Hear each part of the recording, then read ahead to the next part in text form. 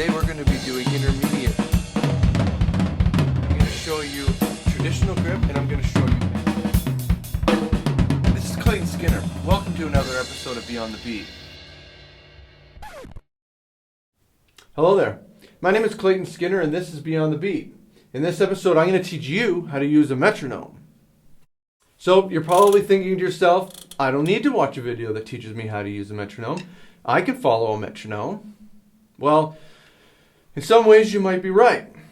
But the thing is that there's ways of using that metronome to allow you to use your practice time more efficiently. And certain ways that you could set a metronome that allows you to work on your timing a lot better. It's also good to understand what you're doing when you're using metronome. So anyway, that's what I hope to show you in this video. So let's get going. So now, the first step will be obviously to just simply learn how to play along to it. Learn how to keep in control long enough to actually be able to play along to the metronome. The best way to do that is to give yourself as many beats as you can with the metronome. And what I mean by that is to fine-tune it enough so that every single beat that you're playing is a click, essentially. So for instance, if you were playing an eighth note drum groove, that's where you play eighth notes on the hi-hat, 1 and 2 and 3 and 4 and. You would set your metronome to match every time your hand hits the hi-hat. That would be every eighth note. So listen to this demonstration I'm going to give you, and I'm going to have the metronome set to 200. That means that the eighth note equals 200. So if you were to look at a chart or a PDF, there would be a picture of an eighth note equals 200 beats per minute. So every single time the pulse hits, I'm hitting the hi-hat. And then you just see how you can kind of play around that. That's usually the best way of getting started. So take a look at this.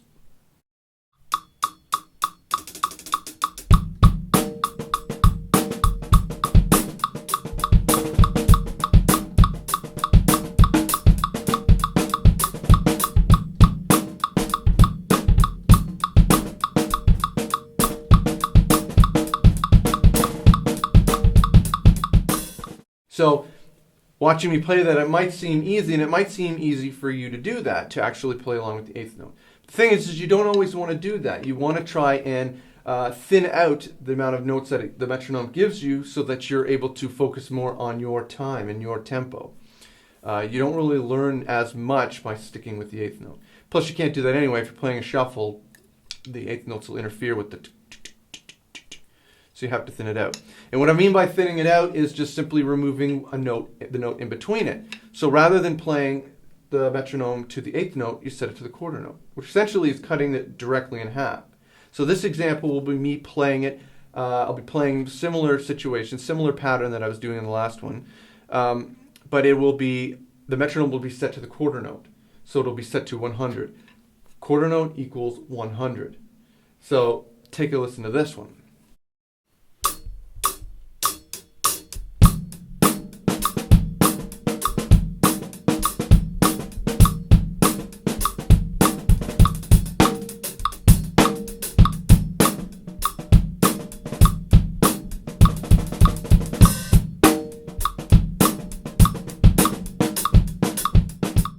So that example I had, the metronome, the pulse of the metronome playing on the quarter note. So that means that any note that I played between that, I had to make sure that they were centered so that I was on time when the next pulse happened.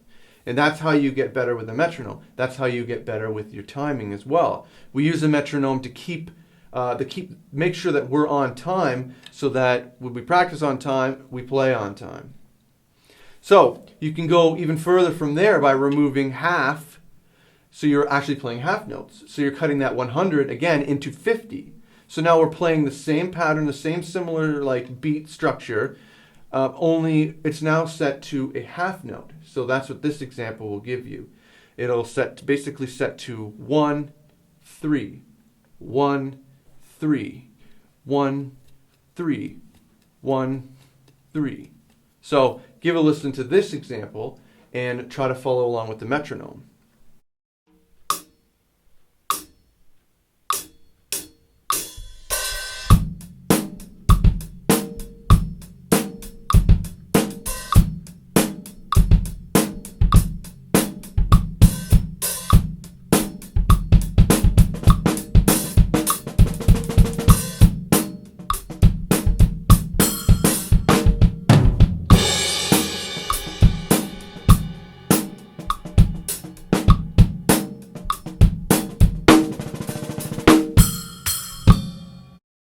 So that example would have been half note equals 50.